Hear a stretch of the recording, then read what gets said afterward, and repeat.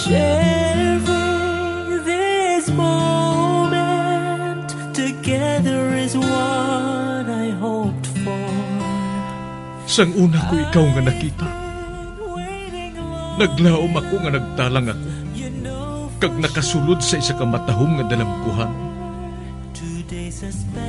Ikaw ang babae nga madugay ko nga ginapangita kag ginahulan.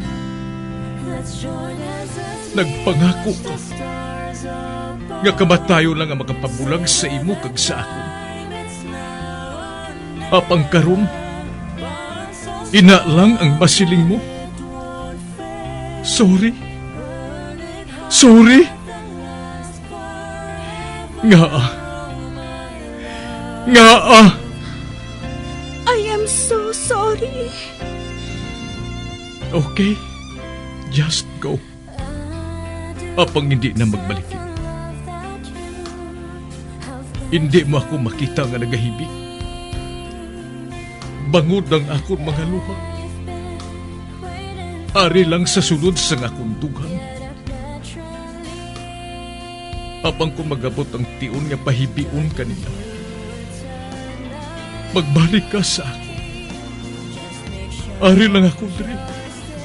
Kag nagahulat gihapon sa imo. Argay! Gintampa mo ako? Akig ka kay ginalukan ko ikaw? Torpe. Sorry pero I love you. Promise. Kadamos ang tsansa ang ginhatag ko sa imo para halukan mo ako. Tapos, isa lang masarangan mo?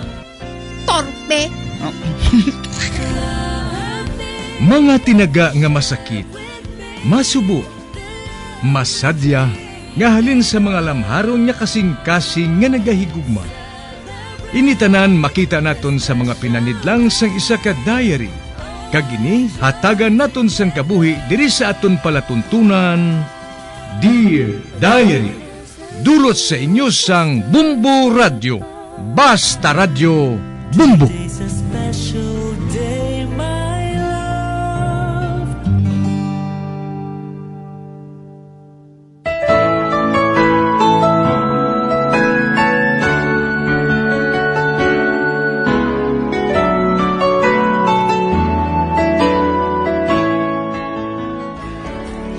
Dear Diary, tawag lang ako kay Teresa.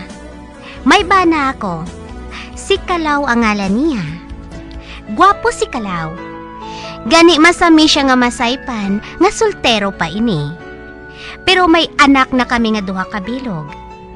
Isa ka adlaw, may ginsugid sa ako ng akon kumari, nga tawgon ko lang kay Dalisay. Agud mahang pa ninyo ang tanan, suguran ko ang akon pagsaysay.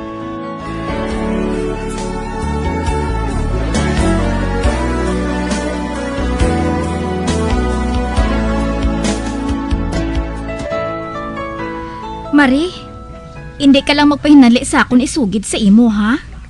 Ah? Ano'y na maridalisay, haw? Si Kalaw nga bana mo, may babayi? Oh, may babae si Kalaw? Oo. Sus, kaswit sa ilam mo. Ay, Diyos ko. Nga nahimo niya sa akon ini. Sa amon duha ka anak. Ay, Marie, nasa mapatay ako sa kalisod.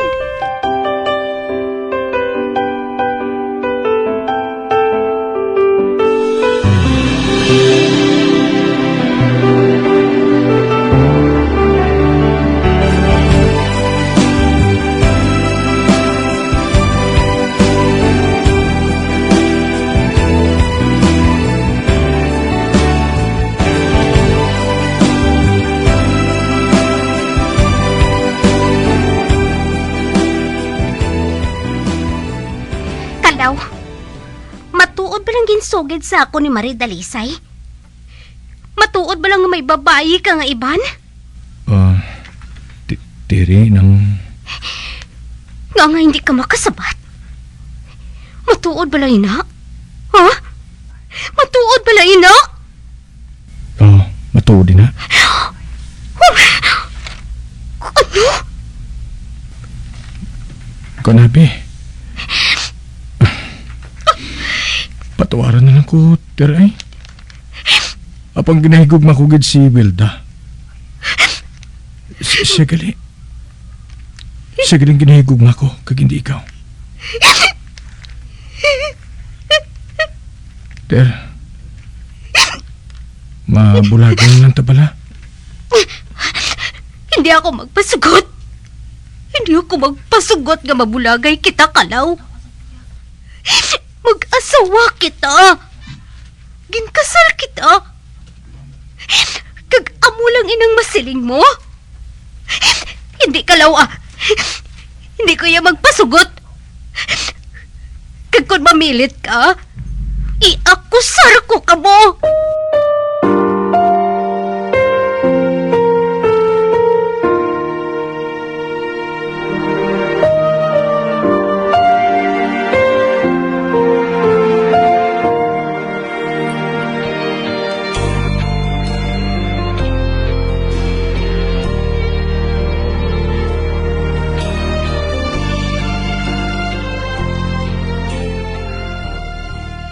Maing adlaw, ikaw si Teresa? Oo. Nga ahaw. Teresa, bulagin na lang si Kalaw Kini ba naghihapon ka mo maglinong? Kay ti, ini kami magbulagay ang aduhay Man, ako naluyaga niya, kag ini kay ikaw. Sige na bala, bulagin na lang siya. Kaya magsweldo si Kalaw, ihatag ko sa imong katunga. Ano? Oo, matudi na. Tungao na to ng sweldo ni Kalaw, kundi malinong nga sina ang kabuhi mo.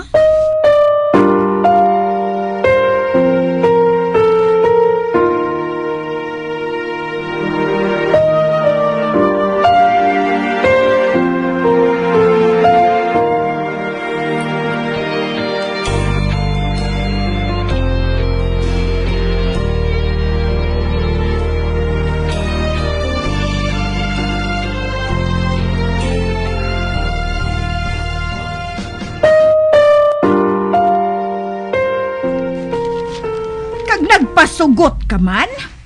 Boo! Kagagag dya sa imo, Teresa. Nay, nakahangop man ako Nga husto man siya. Ano pa tuod ang pulos kung sa iya man nang naluyag si Kalaw? Apang bana mo siya. Kag wala siya sang rason nga mangita pa sang iban. Pabayin na lang, nanay Ako na lang ang mapaumod. Maayo na lang nga mag-amos si nanay Kiti, may batunon man gihapon ako nga kwarta para sa mga bata. Gani bisan paano, mabuhi kami si nanay.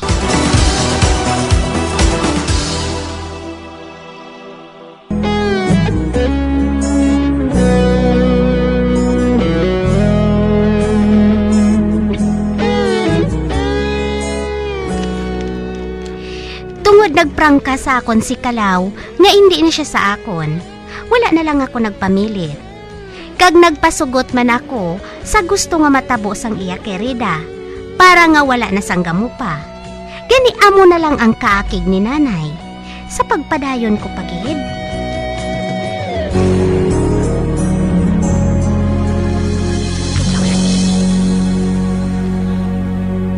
Oh, ari ka man, Teresa? Wala ako makabaton sang kwarta. Halin pa sang isa ka bulan. Teresa, nagbusong abi ako mo. Dason, madamo sang bulong nga ginresetang doktor sa akon. Amoy na nga, wala ko kahatag sa imo. Utangon ko lang anay, Apang wala na kami sang makaon sa mga bata. Kudako mo sang lawas mo. Panglaba ka lang anay, Ano abi kay kapigado man dire sa mga kasilingan naton? Sige lang bala. Panglaba lang bala anay. Ano? Oo. Manugbata ko nga daan mo. Di, kinahanglan ko mo ng kwarta. Hoy, Walda. Wala ka nagatuman sa hinambala naton, ha?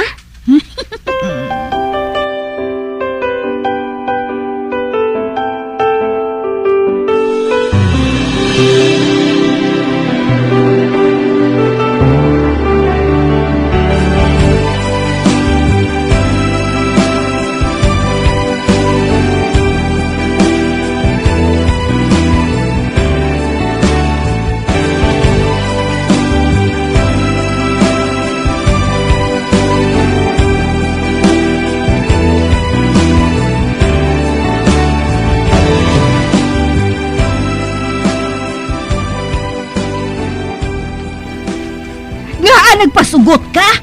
Bawi ato si Kalaw? Ay, Nay, hindi na to siya magpauli si Kalaw. Kay may anak naman sila ni Waldam. Blow! Magkailinit! Mangita na lang ko trabaho, Nay, ah. Mangita ko bisan ano na lang da nga trabaho. Kag ibilin ko na lang sa imo grong mga anak namon, ah. Ay.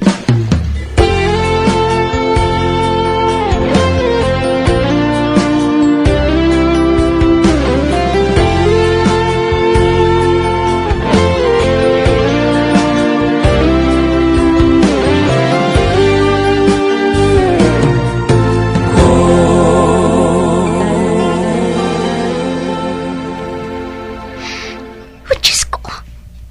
Sa ano ko buhiyon na nga kung duha ka anak? Si Kalaw, wala na ginakadumdum sa amon. Kag si Walda, wala man magtuman sang iya pangako. Oh, Diyos ko. Diin ako makuha sang kwarta. Sa diin. Ay, gali. Si Tiago, medyo bungol siya. Kay man, ang pihak niya nga dulungan, amo lang ang makabati. Ang maayo pa, sa iya ako mahulam sang kwarta.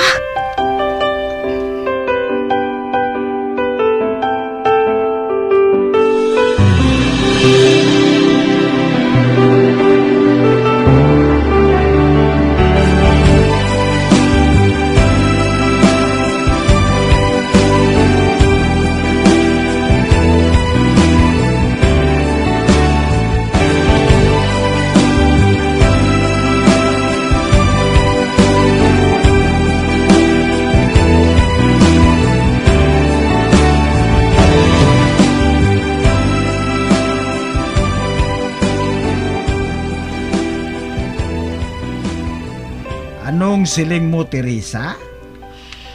Mahulam ako tani duha ka gatos. Gintustos? Ay, wala ko ya matustos kahapon, ah. Malibot ko bala sa pihak na dulungan. Tiago, mahulam ko tani sa imo duha ka gatos. Islan ko lang sa madason nga si Mana, ah, kung makabayad ng pinalansya ko. Ate, huo. Kung may kinanglan ka sa akon, habala lang ko. Kaguo gali. Kung maghambal ka sa akon, sa wala ko lang nga dulungan ka maghambal para nga babatian ta ka.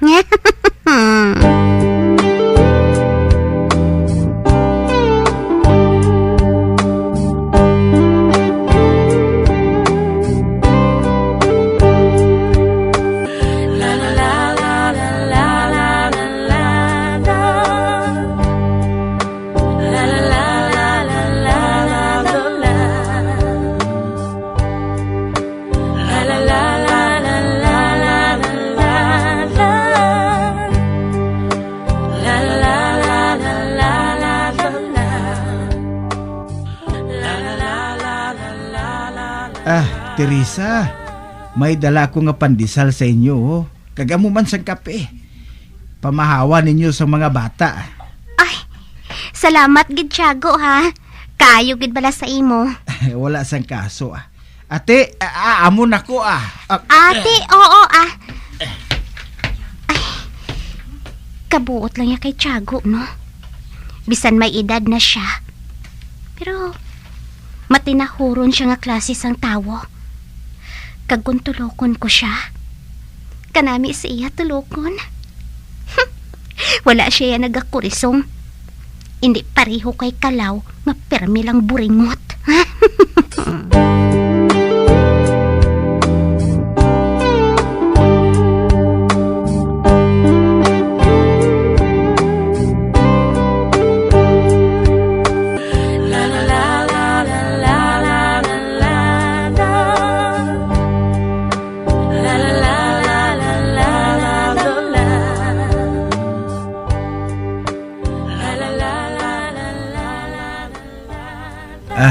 Teresa, may ihambal kong kuntani sa imo.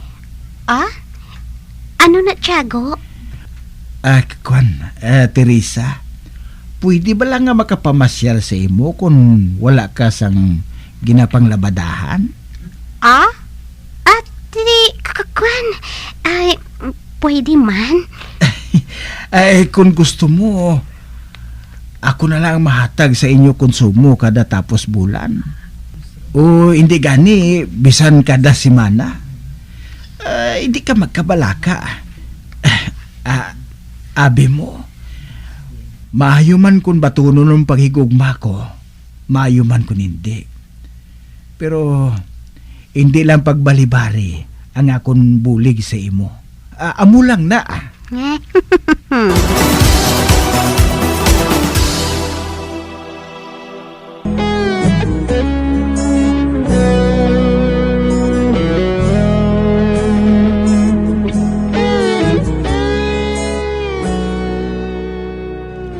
Ginbaton ko ang paghigugma ni Tiago, bisan pa nga medyo bungol siya. Apang maayo siya nga tawo, kag maayo man ang batasan niya. Subong, malipayo na kami sang akon anak, kaupod si Tiago. Hasta diri na lang ang akon pagsaysay, tubtob sa liwat Dear Diary, Teresa.